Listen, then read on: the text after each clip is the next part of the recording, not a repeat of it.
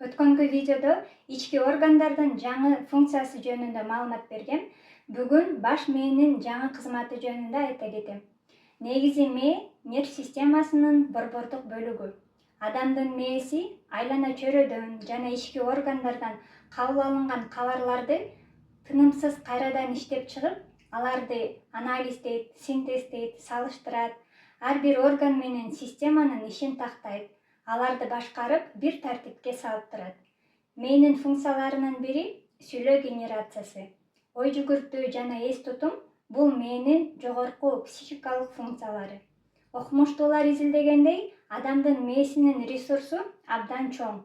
Ал 3 миллион жылга жетерлик информацияларды сактай алат. 21-кылымда мээнин жаңы функциясы бул жаратуучулукту иштетүү. 21-кылымда адамдын гени сөөгү жетилгендиктен анатомия өз деятельностин, мындайча айтканда кызматын өзгөртөт. Баш мэйлер толук ишке түшөт. Мээнин бир бөлүгү кара куш мээ жаратуучу боекторду иштеп чыгарат. Саймалуу таштарда түшүрүлгөн сүрөттөрдөй адам күн баш болот. Мээ жаратуучу боек энергияларды бөлүп чыгарат. Мындайча айтканда адам ой менен жаратат. Ой бул өзү тирүү энергия деп табигый илимде берилген. Адамдын мээси эволюциялык жолдор менен өсүп отуруп, жашоону жеңилдеткен техниканын түрүн ойлоп тапты. Эми адамдын аң сезими өсүп, адам деген түшүнүктөн периште деген түшүнүккө өтүүсү керек. Же болбосо адамдын гени сөөгү жетилгендиктен инопланетяндардай, ино дегендей бөлөк аң сезимге жетүүсү керек. Адам жердеги тирүү жандардан айырмасы Homo sapiens дегендей ой жүгүртүүсү менен өзгөчөлөнөт. Ошондуктан жашоодо адам тукуму гана жаратуучу деп эсептелинет. Эми адам кантип жаратуучу болот? Башатта адам жаралганда жаратуучу болгон. Адамзат жаратуучулук ордун жоюп жибергенде аял эркек, инь-янь болуп кыйраган. Ак карага, улутка, динге, жаман жакшыга, бай кедейге бөлүнүп, өзүмчүлдүк, кара өзгөйлүк жана башкадан адам жаратуучулук касиетин учуруп алган. Эми адам ушул эски психологиясынан чыгып, ой жүгүртүүсүн өзгөртүп, жаңы психологияга өтүү зарыл. Психологияны жаңыча өзгөртүү үчүн сөзсүз түрдө ар бир адам ааламдык табигый илимди өздөштүрүү керек. Адамдын жаратуучулугу психологиясы өзгөрүп, аң сезими бийиктегенде гана иштеп берет. Жеке менчикке иштебейт.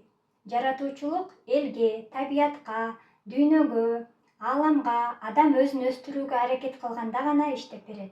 21-кылымда эки дүйнө биригип, жерде, ааламда закондор өзгөргөндүктөн адамдын психологиясы кааласа дагы, каалабаса дагы өзгөрөт.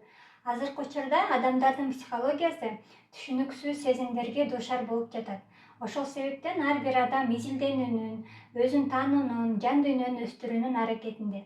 Же болбосо адамдын түшүнүгү ылдыйлыгынан психологиялык кризиске учурап жатышат. 21-кылымда адамдын гени жетилгендиктен кара куш мээси ойгонуп, ички жан дүйнөсү иштейт, тазаланат. Кара куш мээ жаратуучулук функцияны аткарат. Адамдын кара куш мээси ишке түшкөндө адам кудай, мындайча айтканда бога человек же күн баш болот. Жаратуучу кара куш мээни иштетүү үчүн пендечиликке, мындайча айтканда жердик жашоого таандык мээнин астыңкы эки бөлүк эски программасын өчүрүү керек. Ал үчүн табигый илимде берилген жаратуучу мантраларды кайталап туруу зарыл. Кара куш мээ толук иштөө үчүн адам өз кызыкчылыгын жоюп, улуу жоопкерчиликти мойнуна алуу керек болот. Адамдын кара куш мээси майда рахатка, сулуулукка, байлыкка же жана башкага кызыгууга, жеке менчикке, жалган жашоого, карама каршылыкка иштебейт. Кара куш мээ такай иштеш үчүн чоң талкуулар, суроо жооптор сөзсүз керек. Адамдын кара куш мээси ойгонгондо табият, аалам менен гармонияда болуп, жаратуучулуктан адам рахат алып калат.